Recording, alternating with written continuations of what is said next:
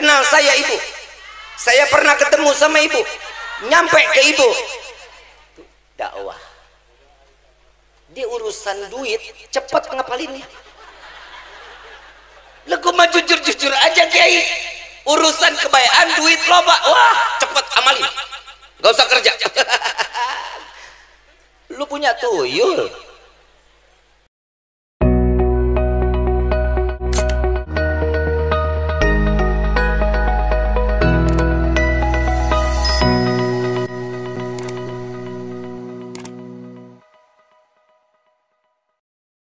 Yang namanya seseorang kalau mau dikasih rezeki yang berkah, Nabi udah ngajarin sholat tuh.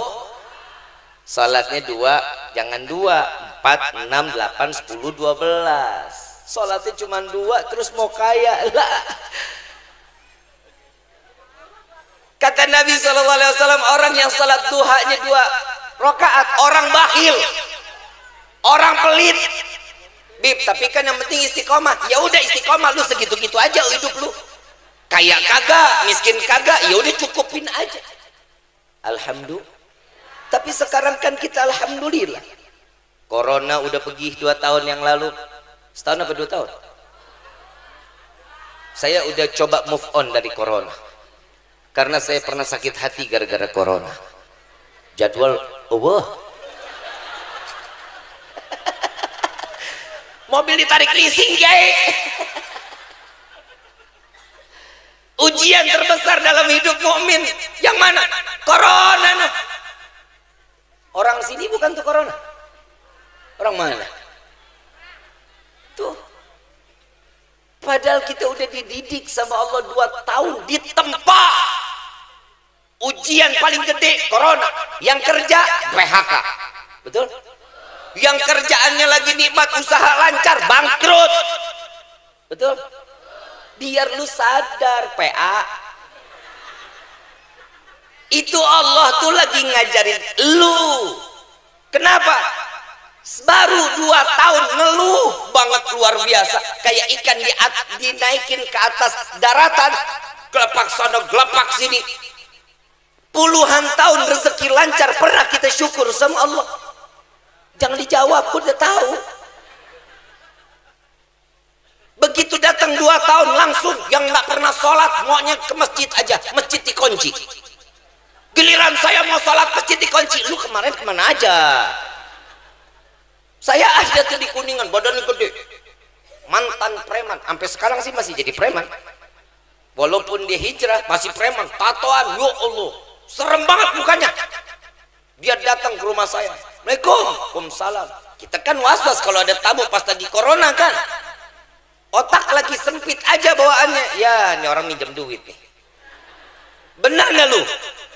Orang ngetok pintu udah bawaannya begitu aja. Tapi subhanallah, begitu saya buka, Beb, galak amat lu, preman.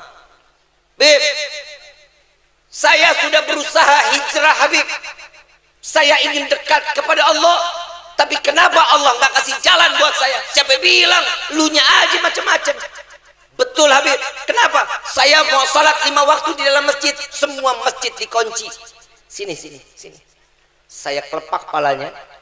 Lu dari kemarin gua ajak nggak pernah mau ikut. Sekarang lu masjid dikunci, lu mau sholat. Sini, lu sholat sini nih. Sholat. Dia ambil wudhu, dia sholat, gemeter sholat di rumah saya. Preman. Ternyata dia punya iman. Jadi jangan pernah mengatakan seseorang yang di luar sana yang kita lihat sangar, galak, tukang mabok, ternyata imannya jauh lebih tinggi dibanding kita. Jangan salahkan mereka, tapi mereka tidak ingin sesuatunya akan tertimpa kepada dirinya kecuali karena Allah yang menginginkan masa lalunya lebih buruk daripada masa yang akan datang. Ada orang yang masa lalunya baik, masa datangnya hancur. Ada nggak? Hijrah, ngakunya hijrah, begitu mau mati nggak ingat Allah, iman dicabut. Ada yang begitu? Ada satu kisah namanya Barsisa. Ada satu Barsisa, dia ini kalau dibilang ibadahnya tekun luar biasa. Saking tekunnya kalau lagi wirid sampai terbang. Iblis izin sama Allah, ya Allah, saya izin buat goda nih orang, katanya. Silakan kalau engkau mampu, kata Allah. Lagi di masjid bersisok, lagi wirid. Begitu wirid, dia nengok sebelahnya terbangnya lebih tinggi dari dia. Dilihatin aja, ini orang siapa? Iblis berubah jadi orang yang alim. Terus tiap hari begitu. Sehari, 2 hari, 3 hari. Yang namanya manusia nanya, mau berguru dong. Wahai Tuan, saya ingin mengamalkan apa yang Tuan amalkan. Boleh saya mengamalkan apa yang Tuan amalkan? Boleh. Kalau kamu mau jadi murid saya, bisa. Tapi satu, saya dulu nggak begini. Saya dulu ahli maksiat, baru bisa seperti ini. Oh, jangan maksiat, katanya. Jangan maksiat, langsung ajarkan aja. Oh, nggak bisa, karena caranya mesti begitu. Yang pertama, apa caranya? Yang pertama suruh membunuh orang. Nggak bisa. Membunuh orang dosa besar. Ya udah, berzina. 40 tahun ibadah saya nggak akan diterima sama Allah. Ya udah nih yang kecil, minum. Dia pikir-pikir, minum khamr lumayan lah, dosa kecil. Di jalan dia datang ke warung remang bareng nih sama si iblis. Dia minum bareng-bareng. Begitu sudah mabok, dia ngelihat perempuan yang layanin diperkosa, dizinahi. Suaminya datang, ini perempuan, dia berantem, dibunuh. 3 kemaksiatan dilakukan oleh orang tersebut. Sampai akhirnya semua warga sepakat untuk mensalib Basisa. Disalib. Ini bukan salah saya ingin hanya berguru, katanya. Ini iblis datang. Wahai Basisa, jika engkau aku ingin selamatkan, maka sujud kepadaku. Bagaimana aku bisa sujud sedangkan aku disalib, katanya? Cukup dengan hati. Sujud kepadaku. Akui kalau aku adalah gurumu. Akui bahwa aku adalah tuanmu. Maka selesai. Akan aku selesaikan daripada permasalahan. Sujud hatinya kepada iblis. Begitu sujud hatinya kepada iblis, ditarik oleh Allah ruhnya, mati tanpa membawa iman. Salat ratusan tahun tidak akan pernah manfaat jika kita satu berbuat kemaksiatan yang di situ akan ditutup oleh Allah setiap pahala, diganti dengan dosa yang begitu besar ke hadapan Allah. Kita mau salat tiap hari di dalam masjid, kita mau ibadah setiap hari. Ibu datang ke majlis ta'lim, bapak demen di dalam masjid, ibadah 24 jam lagi di dalam masjid, tapi anak jauh dari Allah. Hati-hati, karena itu bukan satu kunci untuk kita berhasil masuk ke dalam surganya Allah. Ibu sekarang rapat-rapat pakai jilbab tuh, lihat cakep-cakep, luar biasa. Ntar sore nyapu rumah pakai jilbab PA. Bib, gerah, bodoh amat. Bib, kan dalam rumah. Kalau dalam rumah biarin. Yang nggak boleh kalau nyapu teras dilihat sama orang lain. Yang dilihat sama makhluk Allah yang lainnya. Bib, rumah saya nggak ada yang lewat kalau sore sepi. Emang udara bukan makhluk Allah? Debu bukan makhluk Allah? Dedaunan bukan makhluk Allah? Air bukan makhluk Allah? Dan mereka akan bersaksi kepada Allah bahwa kalian pernah membuka aurat di hadapan Allah. Bu, lu kalau mau buka-bukaan depan laki lu aja. Paham? Pakai baju yang seksi. Punya enggak? Pakai tisu. Pak, Bapak, sayang nggak lu sama ibu? Kata siapa? Lu mah sayang. Lu kehidup tertekan banget lu. Bu, sayang sama bapak. Kalau lagi ada duitnya. Emang nggak punya otak lu. PA-nya masih disimpan. Bu, lihat hidup Nabi sederhana banget bu. Istrinya Nabi, ya Allah, sayangnya sama Nabi luar biasa. Siti Khadijah bu, 70% kekayaan tanahnya di Mekah itu punyanya Siti Khadijah. luas tanahnya 70% milik Siti Khadijah, saudagar kaya raya, habis semua hartanya buat siapa? Buat Nabi Muhammad SAW, buat dakwah di jalan Allah. Ibu baru cincin aja udah ngungkit sana ngungkit sini, hahaha, mikir PA.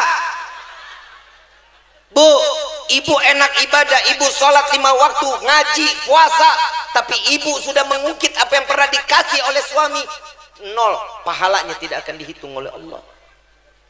Kasih dah, kasih kalung, kasih cincin, kasih buat kawin lagi. Ngamang ngapa sih bu, ngapa sih? Gak boleh banget suami kawin lagi, lu gak boleh ngeliat laki senang apa? Bu, saya tanya, ibu capek ngurusin rumah, capek ngurusin anak, gimana ibu bisa ngurusin suami, ngurusin anak udah capek, ngurusin rumah udah capek, biarin orang lain ngurusin bapak.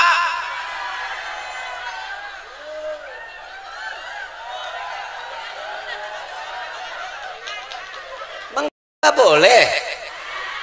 Kenapa? Hah? Sakit hati. Yang dimana-mana kalau jaminannya surga, pasti syaitan nggak akan tinggal diam. Digosok hati kita, dibikin was-was. Pasti duitnya lebih banyak dari gua ngasihnya. Lebih senang ke bini kedua daripada bini pertama. Pasti kan begitu. Enak aja dicelup sono celup sini. Betul nggak? Itu syaitan.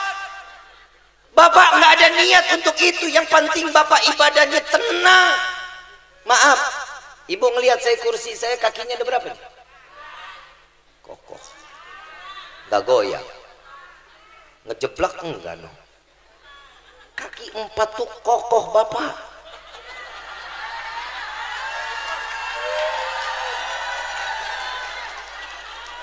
Setuju nggak Kiai? Kiai jawab jujur nggak Pak Kiai? Bu, salat ada perintah dari Allah, puasa bulan Ramadan ada perintah dari Allah, zakat ada perintahnya, pergi haji jika mampu ada perintahnya.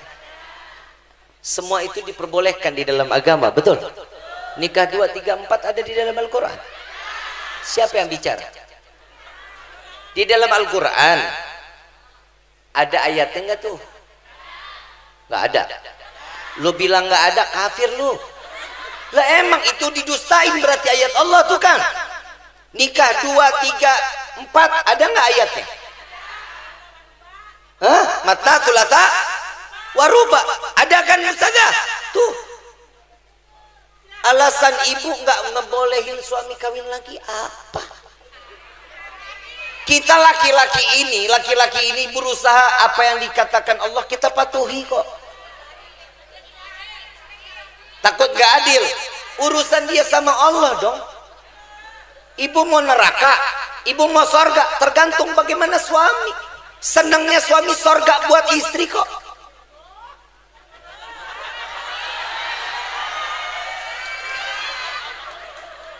Gue belain lu Pak. Gue ngelihat muka lu nih, muka-muka penuh dengan tekanan. Bu, ibu, sarangeo. Bu, kenapa sih urusan gak adil? Takut dibagi cintanya, kan begitu? Pasti nanya, emang Habib bininya berapa? 1. Demi Allah, saya istri 1. Saya mau kawin lagi, di mana letak kurang istri saya nggak ada. Saya nggak nemu kekurangan dari istri saya, nggak nemu saya. Cantik, iya. Umur jauh lebih muda sama saya 13 tahun, iya. Saya umur 38, istri saya 25. Di mana letak kurangnya? Mau tidur dandan, wangi, pulang ceramah dipijitin. Gimana kurangnya? Gue pengen tanya sama lu Pak, lu begitu nggak di rumah? Makanya tadi saya dengar bapak curhat, Bib, bini saya begini nih Bib nih, Makanya saya kasih nih omongan begini, Bu, surga paling gampang loh Bu. 8 pintu surga dibuka. Saya punya istri 1, rasanya 4. Bener, liar aing.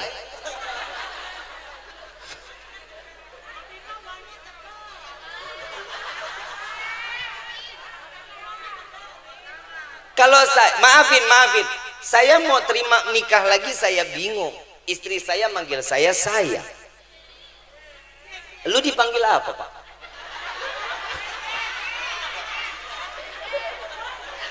Bapaknya budak, bapak lu, mak lu, biasa begitu kan ya?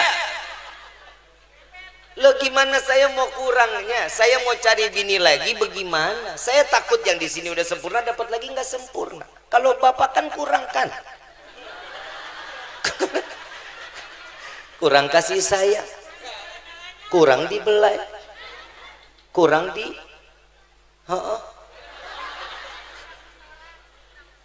saya dipanggil sayang sama istri saya, wajar orang begini modelnya.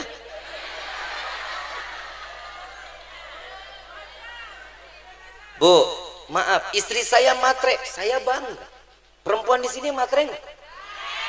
Enggak. Yang bilang enggak gangguan jiwa. Bener-bener Bapak, gak ada perempuan enggak matre, enggak ada. Nih, saya punya duit 100.000 sama 1 juta, pilih mana? Tuh, emang nggak punya otak lu? Belum tentu dikasih, udah milih. Itulah kalau saya bilang perempuan matre, pertahankan istiqomah. Betul, karena matrenya itu kodrat dari Allah. Karena cantik itu butuh modal. Betul kan? Lah iya, tapi lu cantiknya kapan?